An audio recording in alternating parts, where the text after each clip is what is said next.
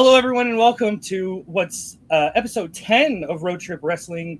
We are down in Memphis, Tennessee. Oh, thank you. Thank you very much.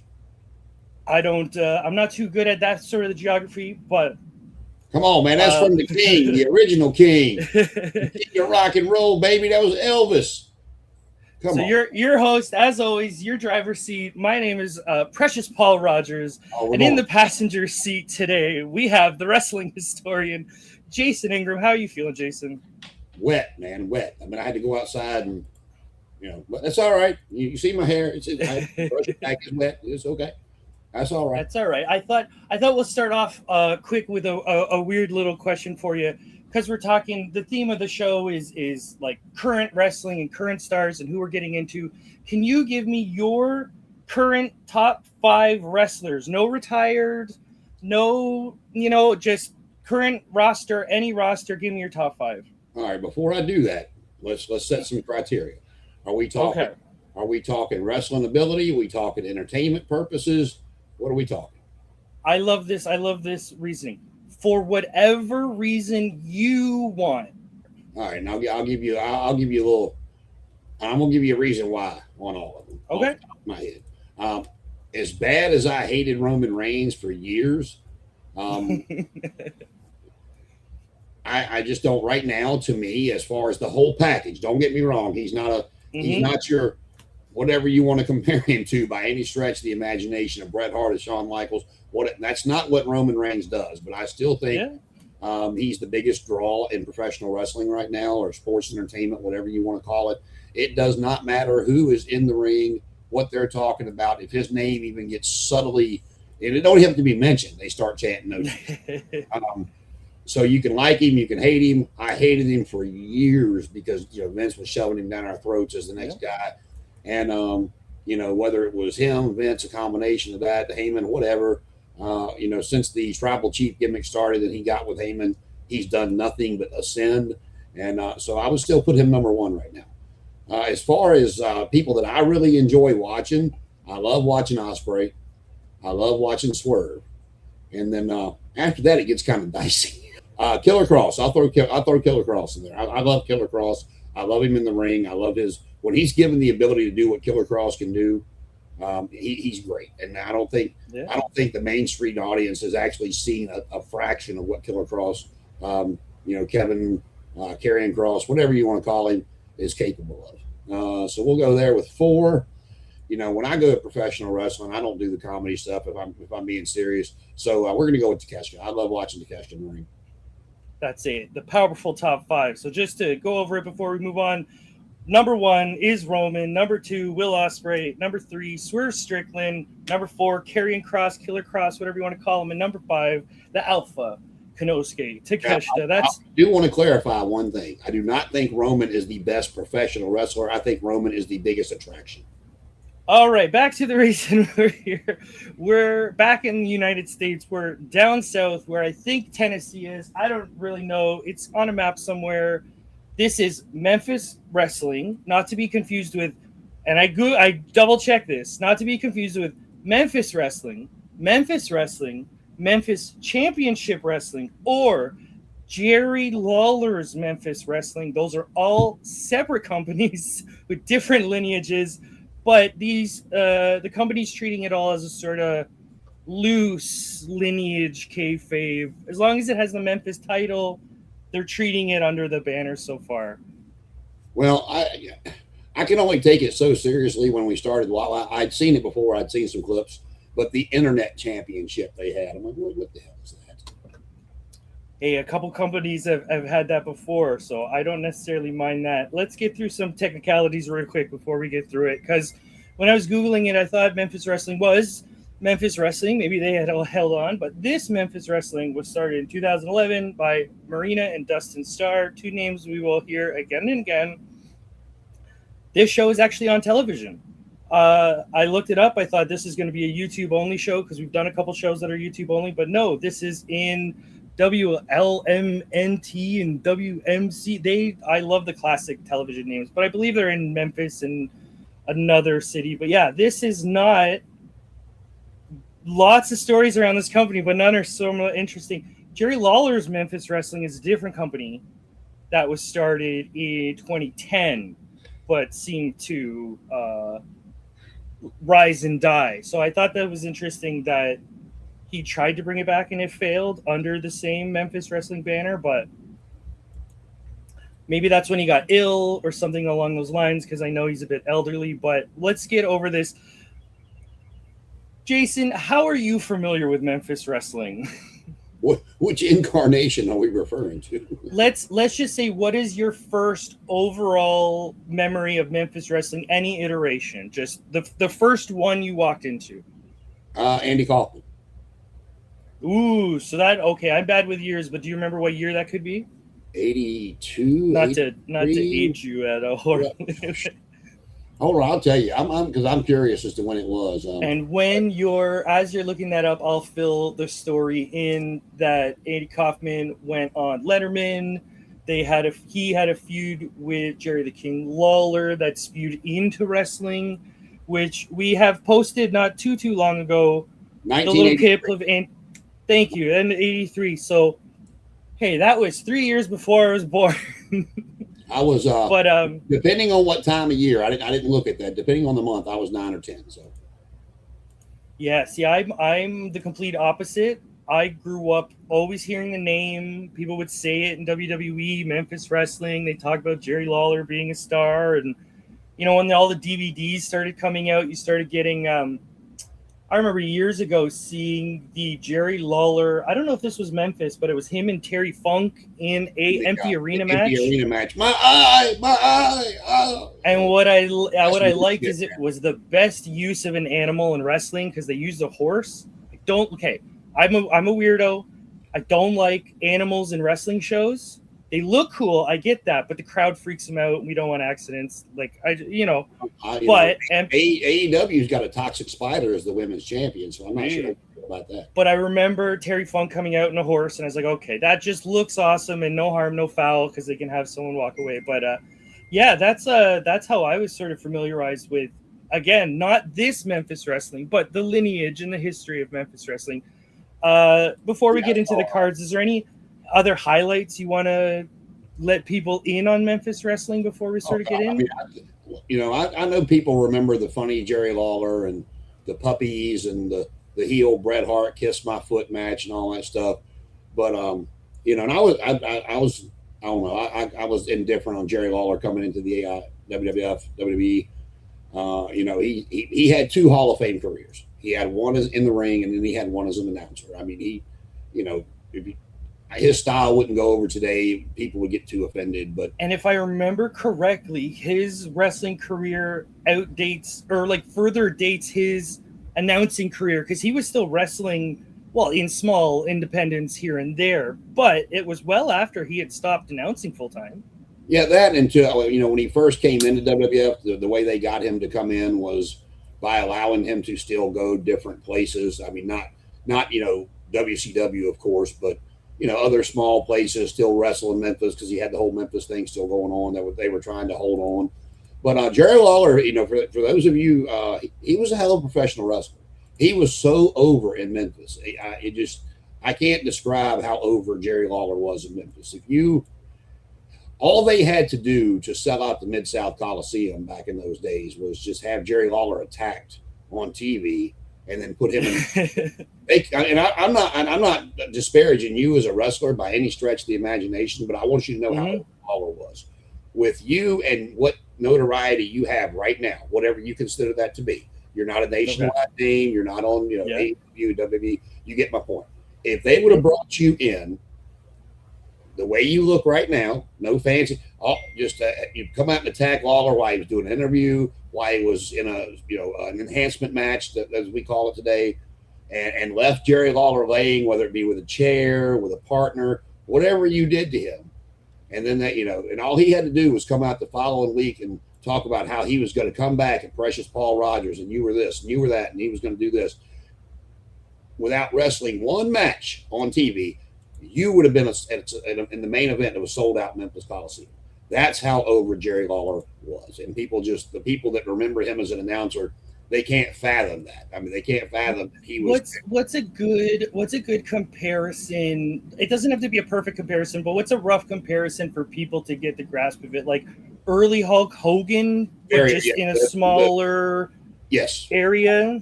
But I would say that the difference in the two, that's a great comparison actually. How over Hulk Hogan was in the Beat the Sheik run. In the north, in the New York. Once he beat Sheiky and took that run until he lost to the Ultimate Warrior, that's a great comparison. The biggest difference in the two, Lawler was believable. Yeah, Hogan was more animated, cartoony, not as an offensive, but like, everything was big, elaborate. Everything was more Shakespearean, I guess. But when you watch Lawler, there's a lot more like, okay, if you and me were to really fight, there's a good chance I'm not trying a Hurricane Rana. There's a really good chance I'm going to try to punch you in the face as many times as possible. Yep.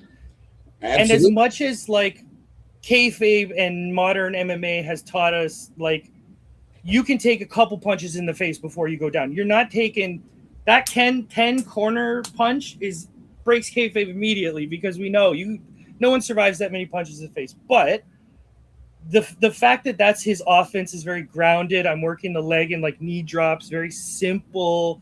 Like the guy was working into his 70s. That's the show, the credibility, or what's the word I should use? The longevity of his style. Well, that. But if you want to go back, and I don't know how much Jerry Lawler. I mean, I know that Hogan and Beefcake were in the Memphis area for a little bit as Terry and God, I forgot what they called Brutus, but they were brothers. They were the Boulder brothers. Yeah, the Boulder brothers. But Hogan had the Hulk up stuff, right, in the 80s. Well, Jerry Lawler had to put the strap down, and once he put that strap down, whoever he was in the ring with, that meant your ass was about to be kicked. No matter how much you had whooped his ass the whole match, when that strap came down, it was over. Okay. So just to take a step back before I ask the next question, this is going to be like a JCW sort of episode where the company is tied to almost a specific person historically. So we're going to be talking about that. But it's like, jumping back to what you're saying, did Jerry Lawler invent the trope of the straps coming off? Because Kurt Angle used that like beautifully. Like he would put them on, take a breath, and then take them off, and I'm right. Like, yeah, there's evolutions of the trope, but is that the beginning of it, or do you think he just stole that from someone else? Because that's how wrestling works. Well, I will tell you, I don't know how much you know about this, but before we get to the strap, but I'll say this about the strap before I go back. Did he invent it? Probably not. I mean, wrestling has been around a long time, and I don't care how much of something you like today. I know the styles are different, but the approach, if you look hard enough, you can probably find it. Now, are you familiar with how the King gimmick came along? No, because he had that before he came to the WWE, right? So that must have started in Memphis, if I'm. Well, he was very young. This was into his kind of his start to his come up, and the guy that was using the King gimmick was a guy named Bobby Shane that he knew. And Bobby was going somewhere, and you have to look up the exact story. This is just roundabout, but Bobby Shane had a crown, and Jerry asked him could he borrow it for his match wherever he was going, because Bobby was going overseas or like to the West Coast, whatever. It doesn't matter. But on the way back, Bobby Shane's plane crashed and he passed away, and Jerry still had the crown.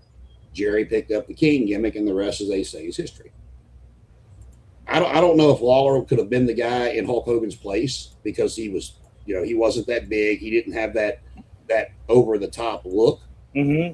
But Jerry looked like, people might not believe it, but if you go back and you look at him in his prime, Jerry looked like a star. The way he dressed, the little pencil thin goatee that he had. I mean, he just, the way he, Jerry could, people, like I said, people don't understand how good his interviews were, because they saw the commentator and, looking at the Playboys and acting a fool on WWE TV. They don't realize how good the man was. I don't think he gets enough credit for, from wrestling historians, he will. from professional wrestlers that are students of the game. He will, Yeah. but most people are like, oh, he was just a stupid announcer, and it's a shame.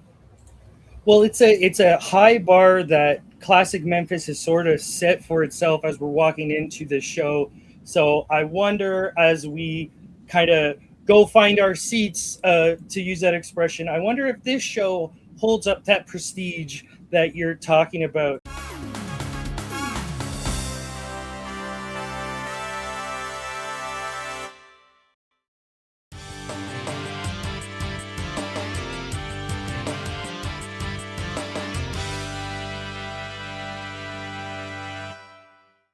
So let's get on to the show, because once we actually sit down and find our seats, I want to, like we always do, let's take a moment to highlight the arena, because wrestling's a lot of small moving parts, and we can complement certain areas where we can. We are in what they are dubbing the Memphis Wrestle Center in Memphis, Tennessee, and it is essentially 30 people in this crowd if you kind of squint. It's a tiny little TV studio, like we've sort of talked about classic wrestling companies having. It has the announcers in the middle and two entrances on each side. How do you feel about this entrance? Just sort of getting a quick glance at it off a first taste. Well, again, that's except for WWF, because they were doing the one entrance in the 80s. I don't know if people will remember that or not, but that's what I grew up on. I mean, they even at the high school, like the non-televised high school gym stuff that I went to as a child, where I met the people that we've talked about before. The good guys were on this side, and the heels were bad guys were over here. They came in from different places.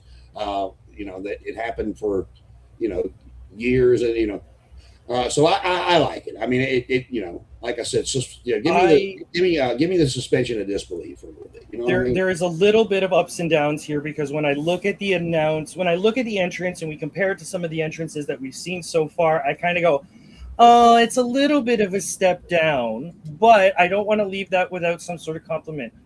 I'm sort of really enjoying, even from just sitting at our seats and not watching the show so far, just looking at the arena. This feels like, have you ever been to small town sports, Pee-wee, $5 games, $2 hot dogs, Junior A? Have you ever taken part of any of these sports experiences? Oh, yeah. I grew up on this. I played lacrosse. I've seen so many just local lacrosse team versus a 2-hour drive away local lacrosse team. So as much as I look at this and I go, oh, it's kind of cheap. There's not a lot. There's no ramp. The table looks sort of, but it gives me that feel of like, I feel like I'm sort of a kid, like going to those small little cheap arenas and you got your parents near you. So ups and downs. Speaking of ups and downs, we have introduced to our announcers, who are Dustin and Maria Starr, who we talked about earlier, who are the owners. So is this a Vince McMahon protege type of character he's working on here? I'm the unknown owner and announcer. Well, I don't know, man. I've never heard of them. So I mean, God bless them if they just somebody that had money that wanted to do something in Memphis. Calling something Memphis wrestling takes balls. I'm going to just judge. We'll get into how he presents himself on the stage. But I think this is someone who has high hopes for Memphis wrestling and is trying, because I'll give him credit during the show as we go through it more than some of the wrestlers and talent. So I feel like this, okay, not a direct comparison, but he gives me a little bit of early Vince, where you can see like, this is my money on the line. I'm really trying hard to make sure everything is clear and we're getting everything over and we're hitting those points. And I need to stress this and I need to. So I think as a business owner, that's fine. Be humble enough to take suggestions, but when it comes to the hard decisions, trust your gut, because it is your money, and that way, if it fails, you have nobody to look at but yourself, and if it succeeds, you can do the Tommaso Ciampa, when it comes to the hard decisions. All right. So the only thing I want to say before we move on is Dustin Starr, the host that we're going to see I don't know if you had any Canadian television growing up, but I grew up watching YTV, and this guy looks exactly like Wink Yahoo. I'll put a picture on the screen. The host of a kids uh, game show where if you lost, you got covered in slime.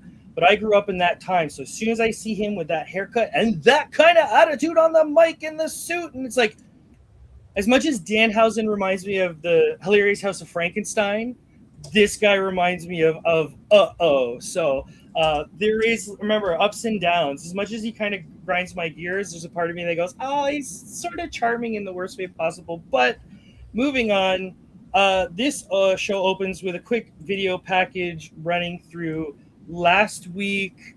We're talking about Hollywood Jimmy and his gangs are heels on the block. He's got a kind of a bigger guy in a suit. He's got a annoying cackle, but I think they've done that on purpose. Yeah, did you watch? Did you ever watch any OVW when Cornette was running it? No, like after he had left, like he left the main roster and OVW was there. Well, they had a guy there called Star Maker Kenny Bolin and Bolin Services, and that's who this guy reminded me of. Oh, okay, so this guy reminds me of everyone's uncle that shows up just for the food at the family reunion and doesn't do anything else. That guy. He smokes, he drinks. No one is quite sure on his name or his marital status, but him and Big Vito are here. So this is implying, what are we doing? A working relationship with JCW, or is this just like they're just cohesive as a unit? Because I believe we do see Insane Clown Posse in other episodes of Memphis. Do you know anything about this? I would say, and I don't know this for sure, I'd have to look it up, but JCW is not a big enough company to where they're giving out guaranteed contracts. So I would venture to say that they are probably letting their talent kind of, hey, if this is going to be your home base, as long as you're here when we need you. Yeah. I'm sure they have a taping schedule. No, and I'm sure that they're like, as long as you're here when we need you, I don't give a shit what else you can do. All right. So Jimmy, Hollywood Jimmy and Big Vito, they are here to do business. And then we cut and I go, what business? What are they? You should have told me what their goal was. So I know you're supposed to expect your fans to sort of know what's going on and not to repeat, but we'll see as we go into this. There's a lot of repetition. So I feel like you could have said what their actual goal was specifically, because they hint at it through the show and we'll kind of highlight it as we get there. But they just said, we're here to do business. We're here to do business. And then hard cut. And that's also the hook to keep you there. Or like if it was back in the day and that was, we're here to do business and it would go to a commercial, that's the hook to keep you there. It's what, do you ever watch Lost? Oh yeah. They call it a mystery box. Some people don't like the mystery box. So to me, this mystery box, I was just more like, I would have appreciated you telling me what they want to do and then cut. So I kind of know, oh no, bad guy does bad thing. But we cut to a video package like every wrestling promotion should open with. And it has shows all the famous stars, all the famous wrestlers. And we get, what I actually like is we cut back to the arena and we get it's bell time from Wink Yahoo, which I was wondering if you were going to hit that one. I chuckled when he did that. I'm not going to lie. So did you chuckle in a good way or in a bad way? Like laugh at it or laugh with it? Was it corny or was it? Oh, it was corny. It was corny. But it wasn't cringe, is what I'm trying to get at. It was more like, dude, you couldn't come up with a better line than that. Okay. I think the line is fine. The whole presentation to me is corny, but going into some of the charm of this league so far is you can lean into a bit of cheese. It's small town theater. That's fine. But every time he like winks and nods and kind of into the camera, I can't stand that. But opening match of this episode, K Toomer versus Atua. K Toomer coming out first wearing what I call Samoa Joe shorts. You know exactly what I mean. Black shirt, and he has a line on it called Fat Jitsu. K Toomer, I had to look up, and he's got 6 years experience, and he's mostly Memphis and United Wrestling Network. So let's add that to the list of possible promotions if we can find it, but he is also a JCW guy we were talking about before and a GCW person. So let's add that one to the list if we can find it. Tua out second, red and white shorts. I can't find anything about this guy. Legit, there's no cage match, there's no Wikipedia, there's no nothing. He has 166 followers on Facebook. Not knocking it, I'm just highlighting where this sort of talent is. But yeah, to get to your point, I'm gonna basically call the whole match. Are you ready? I am listening to you, sir. Okay, so we get punches. We get a super sketchy suplex. Punches. The one of the guys, he does the bob and weave jiu-jitsu boxing thing, which did you think that was like, do you have any opinions on that? Like, did you notice him doing that? He kind of does this and then punch and weaves and punch. To me, it's just what you see with a lot of gimmicks now. They're trying to put as much realism as they can. That it doesn't come off quite the way they're expecting it to. You know what, I think my opinion is pretty much 90% the same, where it's like, I get what you're trying to do, but it's not necessarily coming off how you want it to.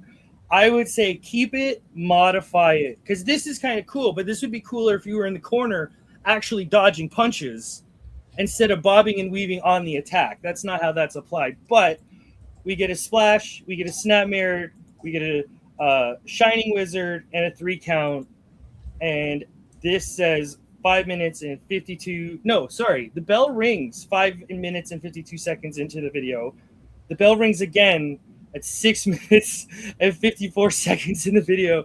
So we have a 1 minute match.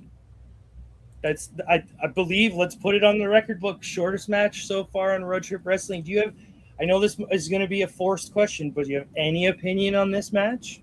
Well, I mean, I don't know what I don't know what echelon those two talents are. We haven't watched enough to know where those were. So if the guy go ahead. So just to add, because I know where you're going with this, they sort of did promote this as a super heavyweight match because one of the guys had a BMF title. So yeah, I know where you're going. And to add on to it, they did promote it as these two big fellas are going at it. But yeah, continue. Well, okay, but to give you a comparison, I watched a little bit of Collision last night, and they had Chris Jericho against JD Drake. Now, JD Drake is a big fella, but what is he? He's a enhancement / to low or mid card talent.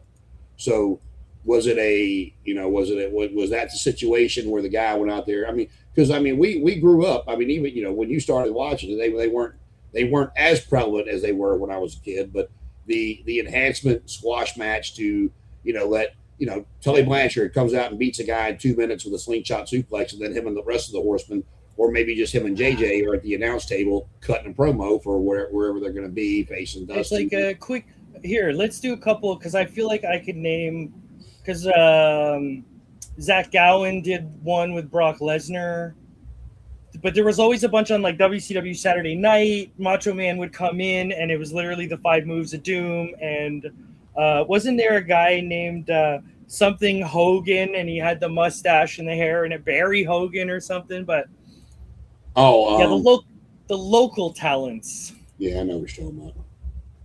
Because even I like this semantic argument, but I know it's semantic, but I love making it. Jobbers are fine. Heath Slater, fine. 1-2-3 Kid, fine. Disco Inferno, fine. I'm fine with those characters. But when it's literally like Joe Schmo already in the ring, no entrance, get in there, like that to me is that one step down. So do you think these guys are that like trainee level? Because one of these guys is 6 years in. Well, I mean, the other guy could be its first year from what I can tell. So maybe that's what the problem was. It could be, but I mean, 6 years in, I mean, does that?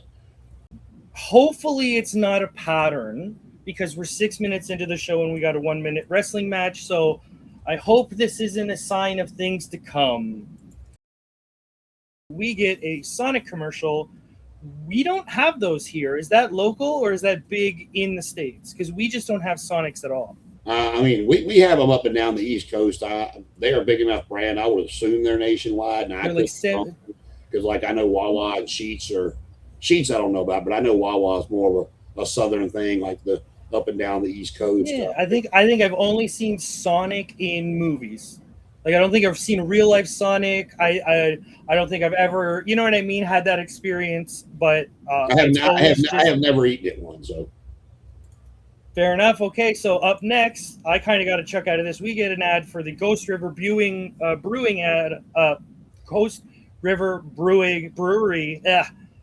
I going back to the small town charm. I got a little bit of small town charm for this because when you watch small town sports, you get come to the local diner. Oh, Tuesdays is wing night. Go ahead. well, when I was growing up watching, Mid Atlantic Championship Wrestling, for example, their ads were different in different places. Their commercials, and you'd see the local guy. Like I was in Martinsville, Virginia. You know, you drive 6 miles through the town and you're somewhere else and don't even realize it. But on at that station, they knew where it was being broadcast. And you get the local guy, come on down to Harry's Ford and buy like you're talking about. So yeah, I mean, Yeah. yeah. It's So it's all. it's a classic small town feel charm that is sort of rubbing off. Hopefully that continues. But we get an ad for their upcoming shows. That's TV Brain. You got to have shows. You got to have ads for your own public shows that you're putting on your television show. That just makes sense. Again, still no matches. We're coming like 8 minutes in.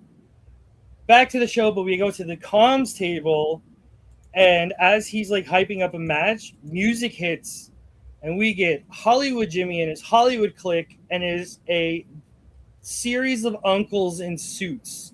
I have here suits of various quality. Hollywood Jimmy looks like a pretty good suit, like you'd wear to a wedding or funeral, like something respectable. Big Vito looks respectable, like he bought a good suit, he wears it around. All the other guys look like this is my They went to Kmart. yes. They're all various. It starts going downhill. So, as much as I'm like this is really corny, it's rubbing off on that charm of like low quality movie, local theater charm. So it's like okay, Vito comes out and they cut a promo. He says he's the investor of the Hollywood clique, and he's cutting his promo. And this is when I noticed that Wink Yahoo, I already forgot his name, Martin Starr, Okay. Well, Dustin Starr, but I'm going to call him Wink. I'm going to call him Wink Yahoo for the rest of it. What I noticed is as Big Vito's cutting his promo, he's taking the mic and adding little effects and elements. Like, when someone's cutting a bad promo and Mean Gene would go, June 20th, you're fighting him. Yes, June 20th. Yeah. Like he would just add in little things to make sure you're on the right path. This is what it felt like. So I don't know if Vito had a plan. I don't know what's going on, but they call out their opponent. He's been around a long time, and he kind of he didn't have a long WWE run when they first brought him in, but I mean, you went for years without seeing the guy, and now he's everywhere. And he's kind of putting his footprint in a lot of the smaller independents in the States. Like you'll see him pop in and out. I'm just not the biggest fan of him. I don't know if it's just not clicking, but they call out their upcoming opponents, who are King Cobra, Derek King, and Ray Sanders. And I swear to God, 3 uncles come out. And I'm looking at like, is this the Pro Wrestling Noah roster where everybody has to be over 45 to make it onto the roster? I'll give credit where it's due. Hollywood Jimmy and his clique, all suits. These 3 uncles, they just dress like uncles. So I don't know. Well, I mean, you go back and the annals of history, small territories. I mean, the farmer coming out in the overalls, and I mean, bad Leroy Brown coming out dressed as a construction worker. I mean, that was the thing back then. So, but that's a gimmick I totally can get. Yeah, it's low budget. You're not, it's just overalls and boots, whatever. I get that. But I can also say, well, you got the straw hat and you're coming out with a banjo. You got yourself a gimmick. These guys look like they literally just came from the racetrack. Like, I'm not trying to stereotype anybody, but I'm just picturing uncles with cigars. You know what I mean? And they're always trying to bum a ride off you. There's something about it that just, I got those vibes from them. But after I watched this promo, I don't know who is trying to get over. I don't know who they're putting over. I don't know who the wrestlers are. It took me a second to kind of piece together through the rest of the show to say these are the people in the match, because Hollywood Jimmy and Vito are the stars of the promo. And they don't go, here's my guy. You know, Paul Bearer would go, Undertaker, and he would promote The Undertaker. These guys just sort of, for lack of a better expression, kind of put themselves over, and the wrestlers were second fiddle. So I'm still a little bit confused on what's going on. I would like a little bit more. That goes back to training, so, and again, you don't know how long those guys have been doing it either. So, no, okay, so I'll add this. Derek King specifically says, I am in this match. I am wrestling you guys in this upcoming match. Good for you. Because as soon as I went internally, I don't understand what's happening. He kind of stepped forward and said, I'm wrestling you in a ladder match for the case. And in the case is the contract. And I went, thank you. That's all I've been at. I still don't know what specifically is in the contract, but I get the build now. You know what I mean? We're doing a ladder match. We're doing some sort of contract stip. Sure. Good on you. I'm going to highlight Derek King in this situation because, oh my God, you helped me out so much. And, okay, so the announcers wrap up.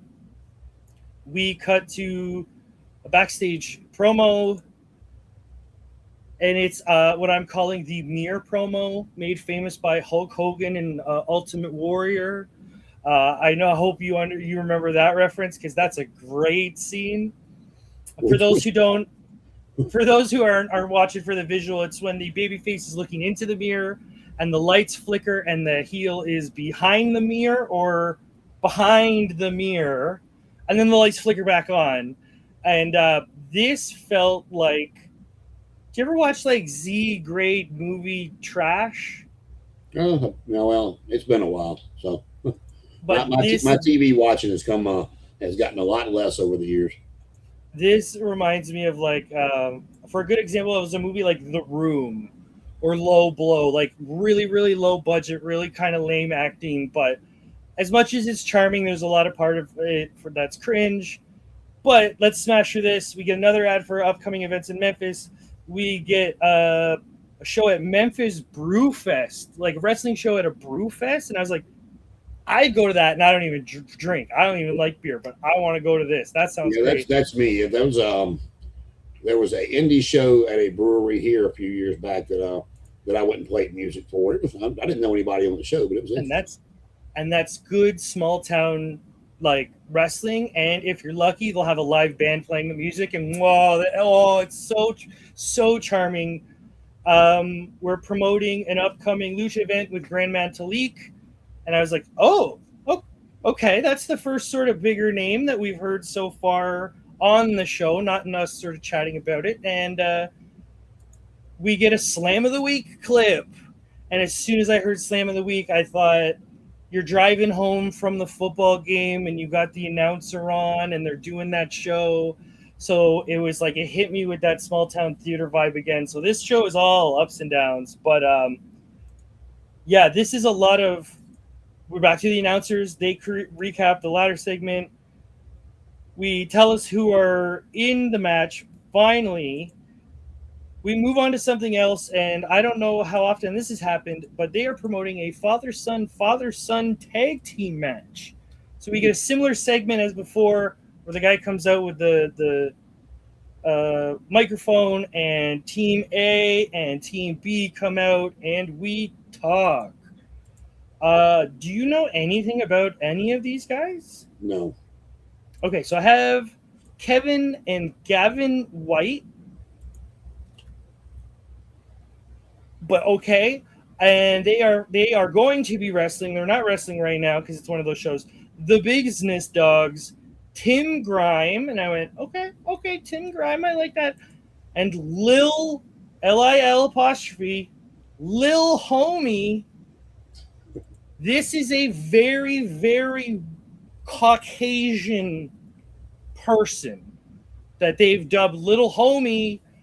Are we riding on cringe with this? Just to throw this out there while we're going through Mhm. this, yes, we're riding on cringe, but it also goes back to the stuff they did in the early '80s that was cringe now. So you look back on it and you hear it, you're like, ooh. But the only people on this show that I knew was when they did an advertisement for PG-13. Oh yeah, we'll get to that through this because there's a lot of advertisements. I want to give credit. I am making fun of little homie. These guys do actually come out wearing pink and purple jerseys with their names on it, and I was like, yes, yes. Some finally, like there's ups and downs, but I like how you can spot someone who kind of knows. If they're a father and son tag team, let's have matching outfits. We can cut a matching promo, and this is where it lost me. So the first guy says, I just want to come out and talk about friendship. That's not his accent. I don't know why I'm doing it that way. The other guy says, we were never friends. And I just thought that was the most amazing reason to be having a feud. Hey, can we talk about our friendship? You're not my friend. Oh, shit. Okay. Um, there's no heat for this. I never felt like these two actually didn't like each other. The one thing I did like is one of the guys tells another that he looks like a rich white boy, and I noticed that you said that to someone who's dressed like Arthur Morgan. Okay, this is not a rich white boy. This is someone who's got coal mine dust on his boots. You know what I mean? It's someone who knows how to break a horse. I don't know why you call them a rich white boy, but maybe that's a regional thing. Um, we finally get a move. I'm going to highlight this because I'm very excited. We get a dive to the floor, and I went, oh, move! And then we cut to a pre-recorded video segment. Vito and Jimmy are talking about the Cobra Cup, and the Cobra Cup doesn't look great. I didn't really understand what the hell it was. So that's an extremely valid point to bring up because I was like, okay, is it like the New Japan Cup? For those of you who don't know, New Japan Cup is a yearly, what do they call it? Single elimination tournament. So you start with 8, bing, bing, bing, bing, bing. Whoever wins the tournament can challenge for the title at Dominion, I believe, or one of the big shows. But anyway, it's just a single elimination tournament to crown. You put a crown on somebody and then they can fight the champ. This is not that apparently because someone in this match had the cup. They're calling it the Cobra Cup. In this promo, they changed the name. To the Hollywood Cup, and they're okay. We're gonna put the cup on the line. I sound confused. I was watching it, taking notes. That's how confusing this sort of was in its presentation. But all we need to know from this promo is they've changed the name to the Hollywood Cup, and they're putting it on the line in a match called the Hollywood Scramble. And they don't explain what that is. They just say, that's going to be our main event. And I went, you guys don't even have your main event planned? What? Like, I know it's wrestling, but there's a part of my brain that's like, you promote the main event on your wrestling show. That's how you sort of do it. But you would think. You would think. So we cut to a commercial for Sonic. I wrote down that I am hungry for a company that doesn't exist in my country. We get another ad for Memphis events. We get another ad we get a call Car Shield, car insurance. This is feeling very WCW. We get a promo, Memphis Heritage Championship. Little bit of info, and finally we have the second match of this hour-long show. 25 minutes in, we have finally. I'm excited. Bobby Thunder versus Judy Lee. Let's get this out of the way because there's not much to say. Bobby Thunder is out first. Long gray tights. When I Google her, a namu.wiki site pops up and it looks like some weird sort of anime thing, but all I could find is she wrestled Anna Jay in a hair versus hair match in Georgia Premier Wrestling. So add that to the list of upcoming. She's been a full-time wrestler since last year, so she's pretty new. Judy Lee out second. The first person to have a cage match. You might like this. 3 years experience trained by Barry Koloff. Oh, I thought that was Koloff. KOHLHOFF. Is that the one I'm thinking of, or no? No, there was no H in Koloff.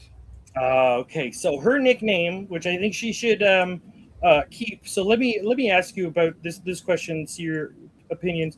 Should this lady continue to use the nickname Big Booty Judy or no? I don't have an issue with it, but I'm sure there's some that do. So I love this because her signature moves are all butt related. So I thought, you know what, Big Booty Judy, it explains so much. But we get a very, very, very basic match. If I called it, it would take me about 5 minutes to go through it. But I'll highlight a couple highs and lowlights.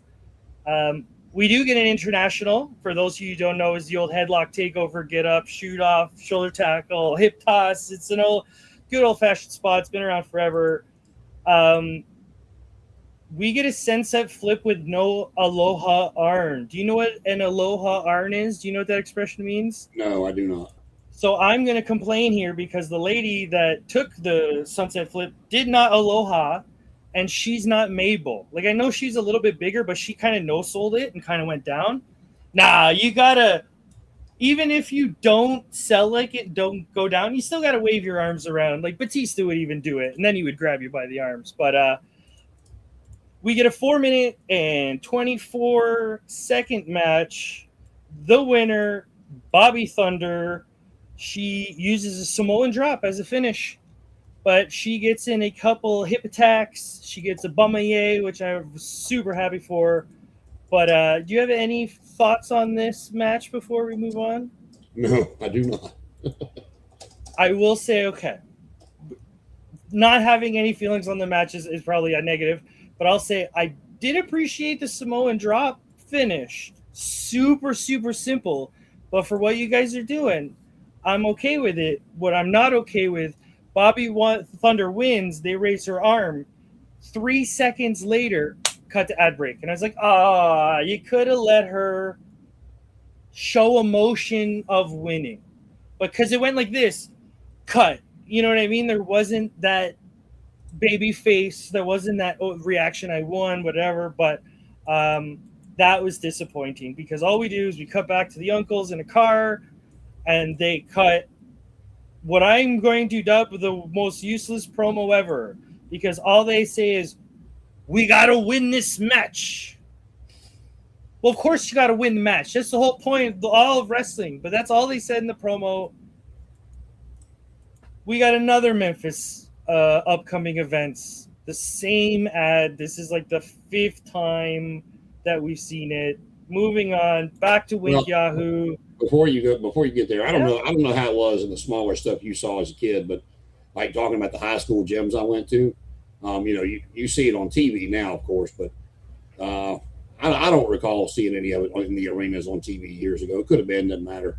But like going to the high school gym to watch a match, you would see sponsored by Henry's Ford. Come see us tomorrow, today, whatever. All local businesses with like banners hanging around the gym that who had sponsored that show.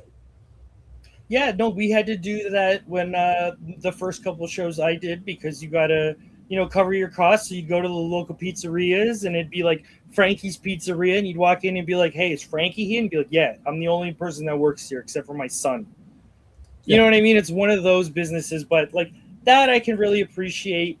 But you are smashing home this upcoming events. Like, you don't need to show it. I didn't miss the first 4.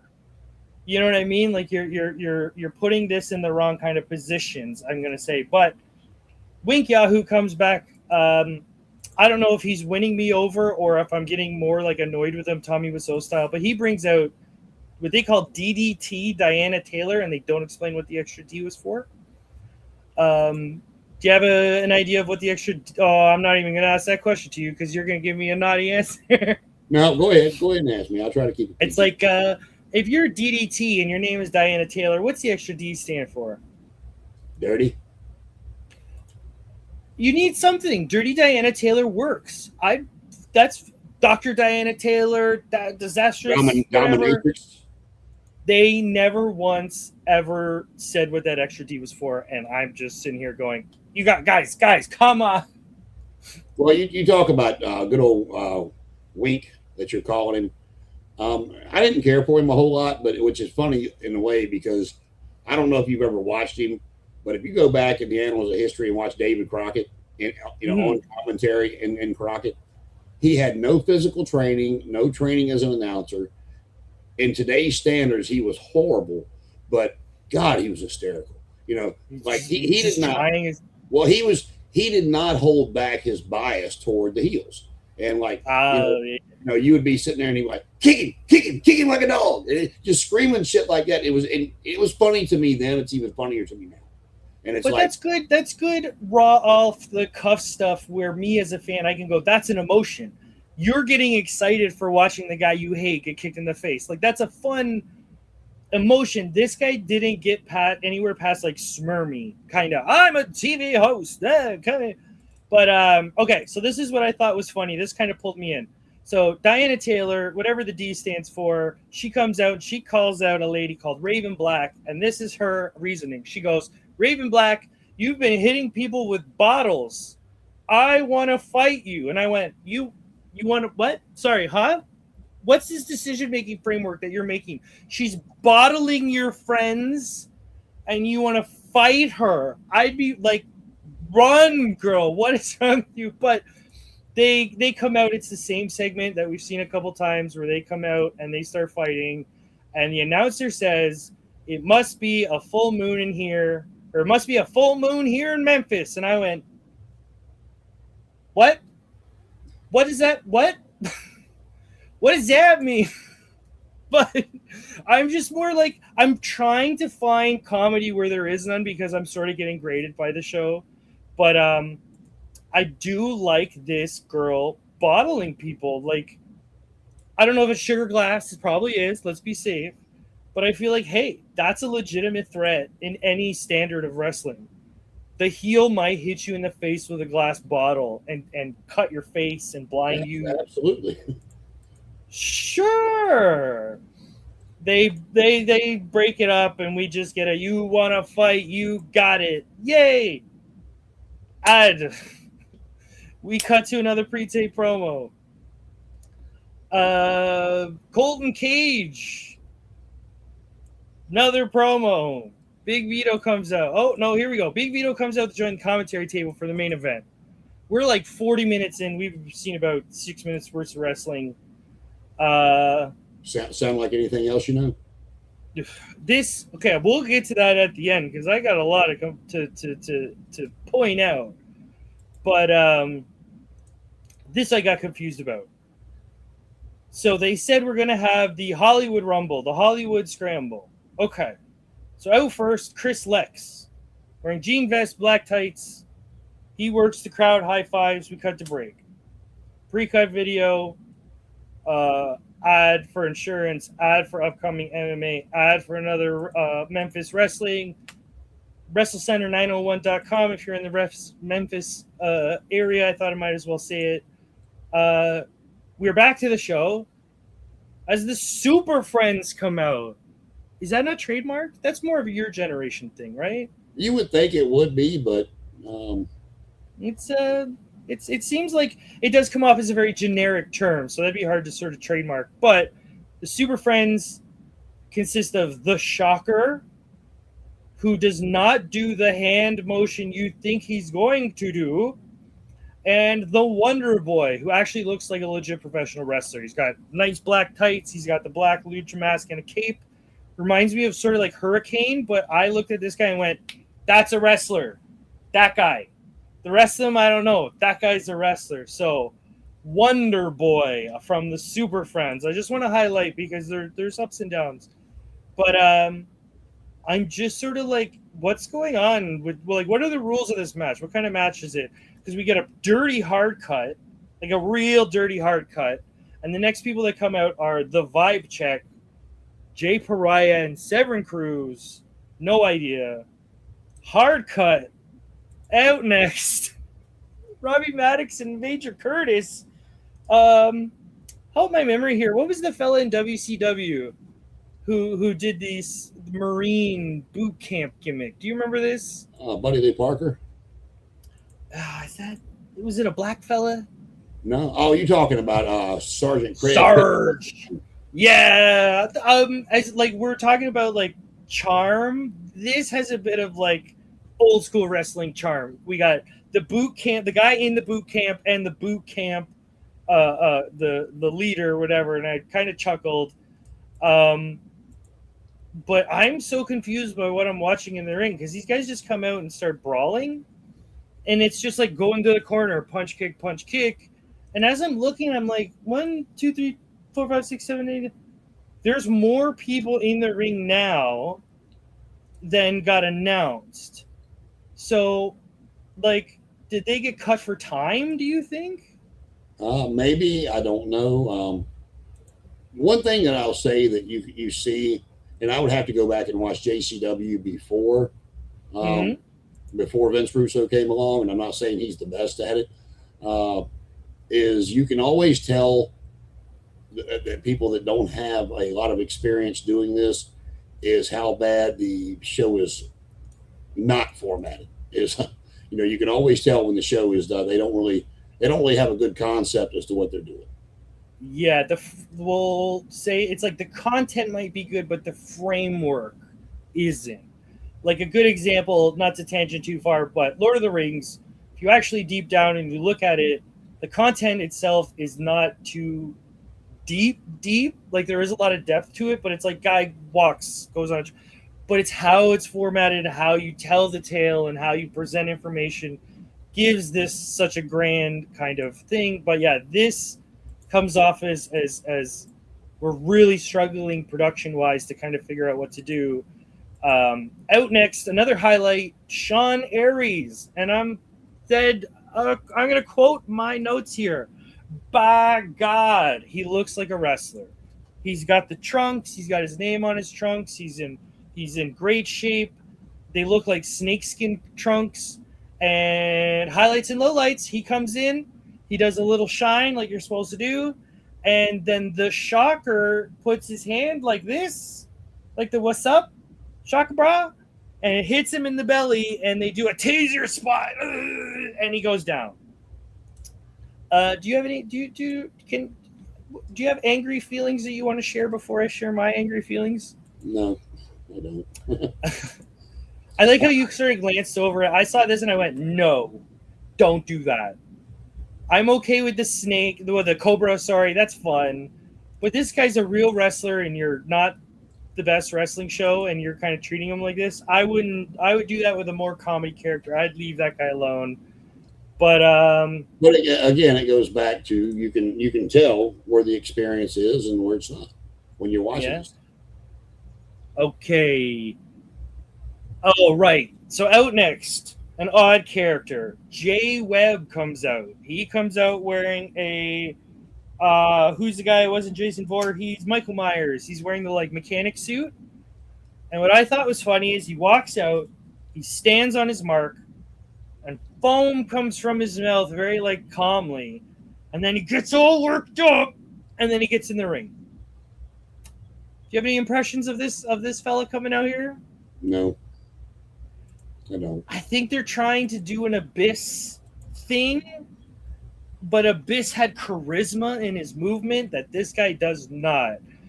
He just comes in, he knocks some people around, he almost gets a shine, but going back to what you're saying, you can tell these guys not necessarily the best direction. His nurse gets a dive on everyone. I'll be honest with you. The impression I got from most of the show was Tony Khan times 10. Yeah, go on out there and do what you think's best. See, I think there's a bit more framework in the AEW show, but yeah, we'll get there at the end because there's a lot to talk about with framework, but the good news is there's just a lot of boys out of the pool spot. And we get here we go. So Jay Smooth, here we go. Sorry, it's so confusing. Chris Lex wins. Big Vito gets in the ring. The guy who wins does not even touch the cup, and 7 seconds later, we're out of here. So this, as much as there's not a lot to talk about, it's like the first entrant of the Rumble was 41-44. It ends at 53, so at a 7-minute Rumble. And there was an ad in there, so 5-minute ring time, 1 hour show, 10 minutes wrestling time total. I thought we were going to have a lack of topics to talk about for this episode, but I think we've gotten due. So here, let's head over to the parking lot here.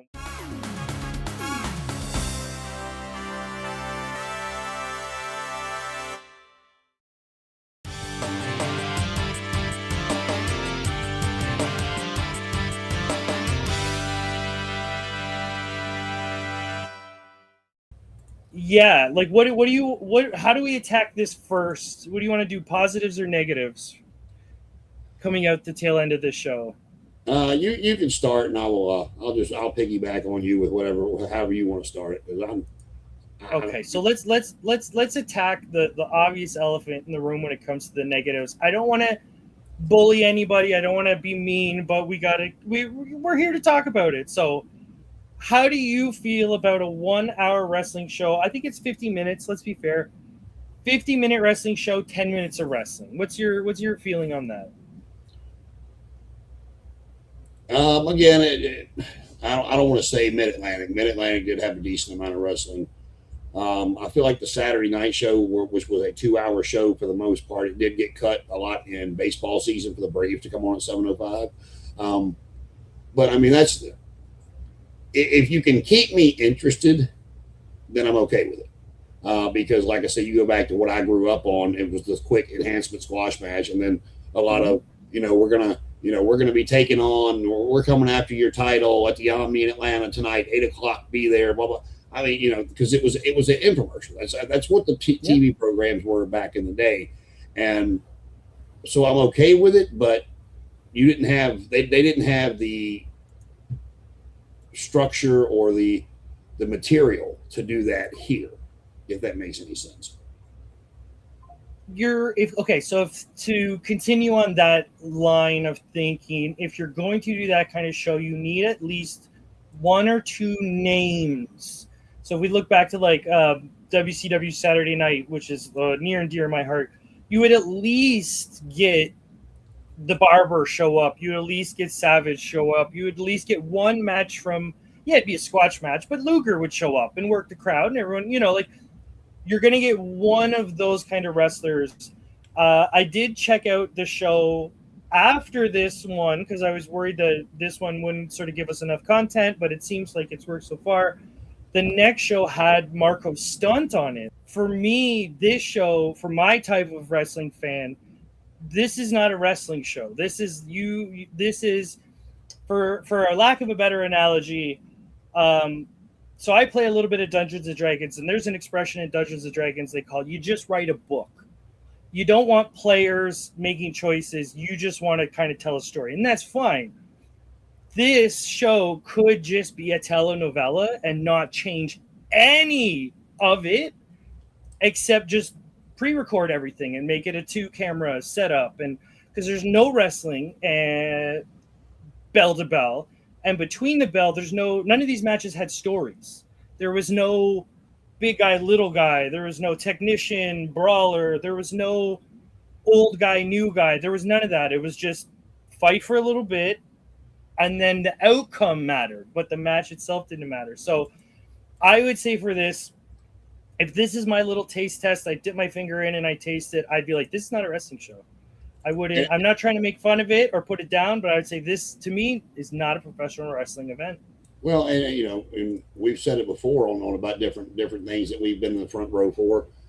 JCW is not for everybody, but that I thought they did an okay job and to bring you in and tell you who people were, and you don't have to like it. You don't have to like the ICP. You don't have to like Vince Russo, but it's people and I mean, like, for God's sake, they just brought back Joel Gertner.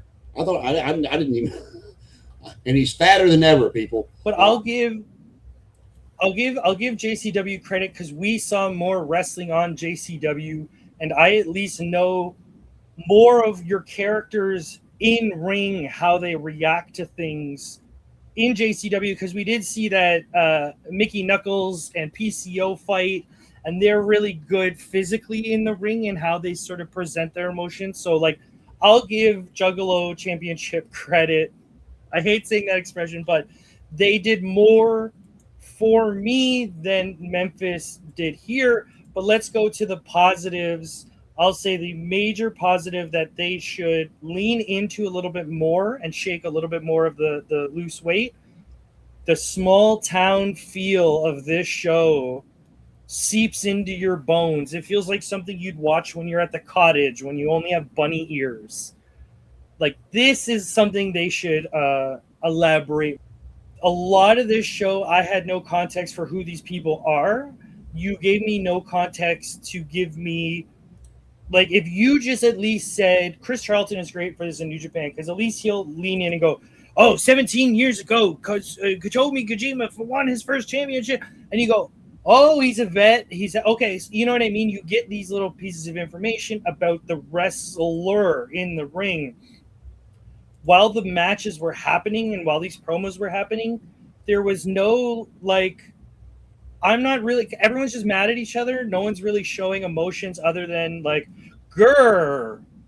You know what I mean? There's like, I can't really tell how people are emoting because the acting isn't great. You're not really giving storylines that are helping people show the appropriate emotion. Like, this could have been a show, and I would have been like, fine.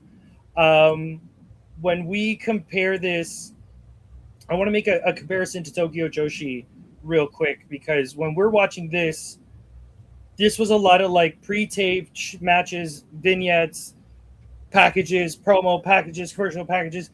If this was a bit more like Tokyo Joshi, where they only had one hard cam, no editing, maybe a couple commercials here and there, but like slowed it down in format and let it breathe a bit, I think that would help a lot of the feel of this, because this just felt like an infomercial at the end of the day. Yeah, well, one of the things I'll say too is, like, we were talking about different places to go, and I mean, and good for them. The clips I'd seen online, like TikTok and stuff like that. Like they had showed Buff Bagwell come in. Tommy Rich had made an appearance. If anybody goes back to Tommy Rich in the South, different people like that. And Tommy Rich actually got involved in the match. I mean, he looks like he's 180 years old, which you can tell it's Tommy Rich. And so I was like, but. And then you watch the clips, and it's not that I don't want people to succeed or be known, but it's like you go through an entire show, and the only person who this is Big Vito. And Big Vito, for ain't mad at him, but I mean, he was mid card at best everywhere he went, and that's pushing it. And he's not any sort of, like, Vito's the type of person where, as we started doing these episodes, I sort of had to go, who? And you filled me in more of the Big Vito lore, let's call it. I was sort of like, I don't remember this guy at all. I thought he was in the FBI and ECW. Apparently, I'm very much confused on that one. So, yeah, so I don't think Big Vito is the guy to be bringing in. I think they did have I saw Dolph Ziggler in an ad. I think if I remember correctly, they had the Good Brothers. Yep. Okay, these are names like that. I recognize. PG-13 is a throwback to Memphis wrestling. Yes, and these are at least names that, like we're saying, Lex. They're bigger names that will bring you in. For anybody that's not familiar with PG-13, it's Wolfie D and JC Ice, and they brought them in. I forgot how long ago they've been around. They've been around a long time. Decades now. And but they were kind of a take off the Beastie Boys. If anybody wants to go there, that's back when PG-13 was sort of edgy. The things have changed now. But okay, so the one thing I do want to add before we kind of end here, I don't know if this you might kind of click on this. I felt like they could use some more retro tech. You have a sort of dated feel, but the cameras are HD 4K. Would this help this company if they got old TV cameras or VHS cameras and sort of had a more dated video quality? Or do you think that's just me sort of being a bit silly, leaning too far in the wrong direction? I think it would be good. A lot of people really popped for the when WWE brought Saturday Night's Main Event back with the retro music, the retro intro. It did get some old school viewers that hadn't watched in a while back on the product. I think it would be. I think your ads and your intro and your go home could be old school. Just keep the matches in 4K. So when they're watching the people and they're watching you could throw back. You could even go old school Maybe during the interviews if you want to. Maybe when it cuts to like we had a couple segments here, when it comes to just the announce tables, the announcers, let that look old timey. Just to add to the element. Oh, that's Gordon Solie here. Like, you can add that fun. But yeah, the second a modern wrestler comes out, it cuts hard to 4K. We're here in beautiful 4K. Look at the stunning high definition. Like, you can play it up, and off the top of my head, I'm just gonna give a couple of things that I would do. One, you either go and try to find one of those old school in-house TV studio cameras, and you just put it side by side with a good quality camera. So whatever one's shooting, the other one's shooting, and you can kind of do them both at the same time. Or you just simply get your video editing program and see if they have an overlay that's like VHS static, whatever they call that, flutter, because I've seen some people you can just sort of drag and drop, and it'll put a thing on the corner and make it fluttery, and they call it analog horror when they do the scary movies with the old cameras. But I thought, well, they did a scary. Remember the mirror thing they did earlier, where it looked like crap in 4K. Do it in old cameras. Get a 1970s camera, and make it look better. Since this episode of Memphis Wrestling was not in any way, shape, or form anywhere near what people kind of built up Memphis Wrestling to be, I thought, let's go back in time a little bit, and let's go back and see what Memphis Wrestling was back then.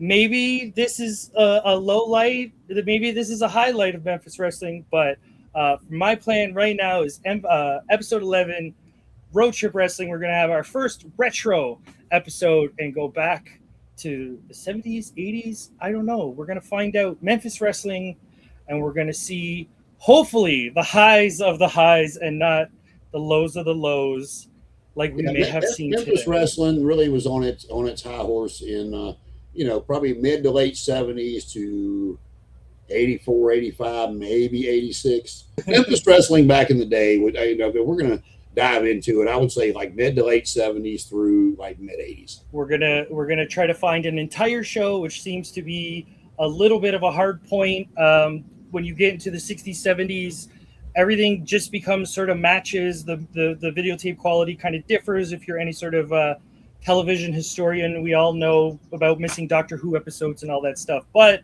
we're going to try to find one full show to give it the good old road trip wrestling view and review process. But that's going to be for next time. The month of August is going to be Memphis month, but I don't think we're going to play it up as much as we should, I think. But for me, precious Paul Rogers, the wrestling historian himself, Jason, do you have any closing thoughts before we wrap this up? No, I'll be interested to see what episode of Memphis Wrestling you come up with for that, because jumping in DeLorean, go back and seeing showing some people Jerry Lawler in his prime, it's pretty exciting. I hadn't seen it. Well, hopefully Jerry Lawler shows up. We don't know what the mystery box is going to show, but thank you for joining me today. Thank you, viewers, for joining us today. Until next time, I hope you have a good old beautiful day, afternoon, and night.